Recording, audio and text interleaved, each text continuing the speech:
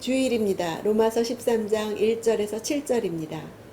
1절, 그리스도인이 이 사회에서 어떻게 살아야 하는가? 각 사람은 위에 있는 권세들에 복종하십시오. 성도는 무정부주의자가 되어서는 안 됩니다. 당시 로마 교회 유대 그리스도인 중에 로마에 대해서 독립운동을 하는 이들도 있었습니다. 그들은 저항으로 세금 내는 것을 거부하고 세금 내는 사람의 집에 불을 지르고 죽이는 일까지 있었다고 합니다.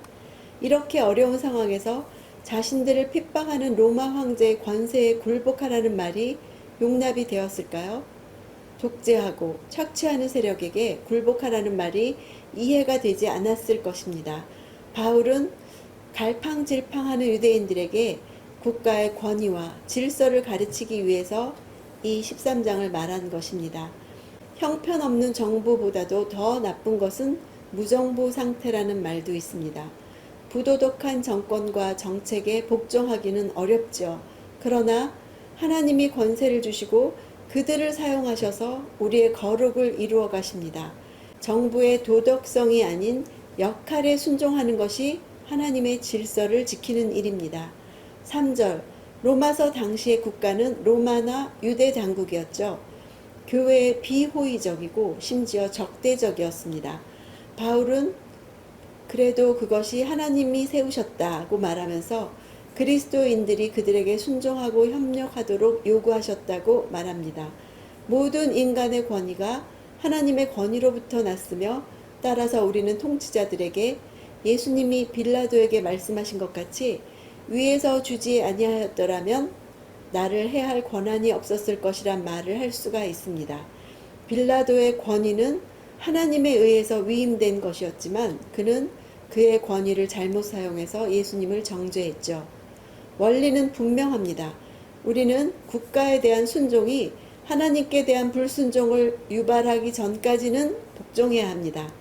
국가가 하나님이 금하시는 것을 명하거나 하나님이 명하시는 것을 금한다면 우리 그리스도인의 명백한 의무는 복종하는 것이 아니라 저항해야 합니다.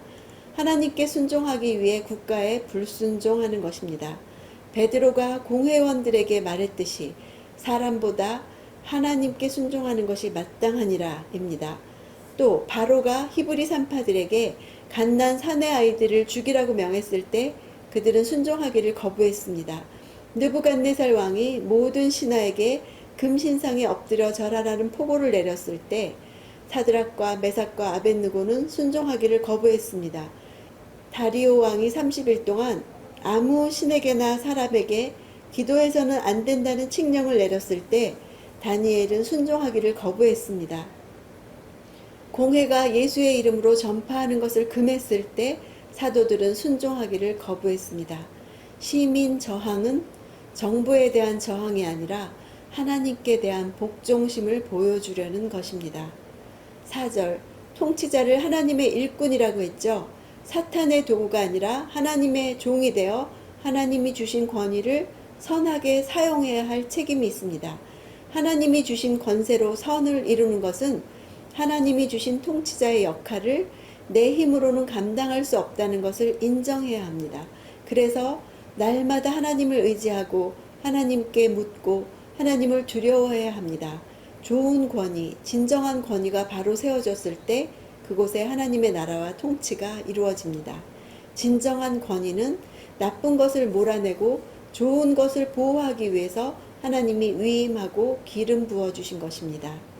우리나라의 통치자들을 위해서 이렇게 이 말씀으로 기도해야 할 것입니다. 5절, 바울도 로마 황제가 올바른 판단을 하지 않는 줄 알고 있었습니다. 착취자임을 알고 있었습니다. 그래도 굴복하라고 합니다. 노를 인하여 무서워서가 아니라 양심 때문에 굴복하라. 그것이 하나님의 생각이기 때문이다. 세상법 이전에 하나님의 법이 지배하고 양심의 법이 지배하면 그곳이 하나님 나라가 됩니다. 6절, 국가 권력에 대한 복종의 한 사례로 세금을 듭니다. 세금은 하나님의 일꾼된 권력이 제 역할을 수행하기 위해서 필요합니다.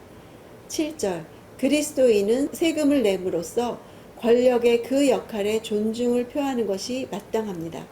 그리스도인은 국가의 권위에 복종하며 그 대표자들을 존중하고 세금을 납부하며 국가의 복지를 위해 기도해야 합니다. 국가가 하나님이 정하신 역할을 수행하도록 격려하고 기회가 되는 한 국가의 일에 적극적으로 관여해야 합니다. 바울은 이 말씀을 통치자, 정부의 권세에 대해서 말씀하신 것이죠. 내가 인정하기 어려운 내 위의 권세를 한번 생각해 봅시다. 하나님이 내 위에 주신 권세는 남편이며 부모이며 형제며 내 위에 세워주신 리더십들이죠. 하나님이 내게 주신 환경에 순종하며 살아가는지는 바로 내 위에 주신 권세에 어떻게 하는가를 보면 알 수 있습니다. 남편이 이상해도 순종하지 않으면 하나님은 나를 심판하십니다. 부모가 말이 안 돼도 순종하지 않으면 하나님은 나를 다루십니다. 형님도 리더십도 마찬가지입니다. 권위를 하나님이 주셨기 때문입니다. 권위를 인정하지 않는 것은 내 안에 불순종이라는 죄성이 있기 때문입니다.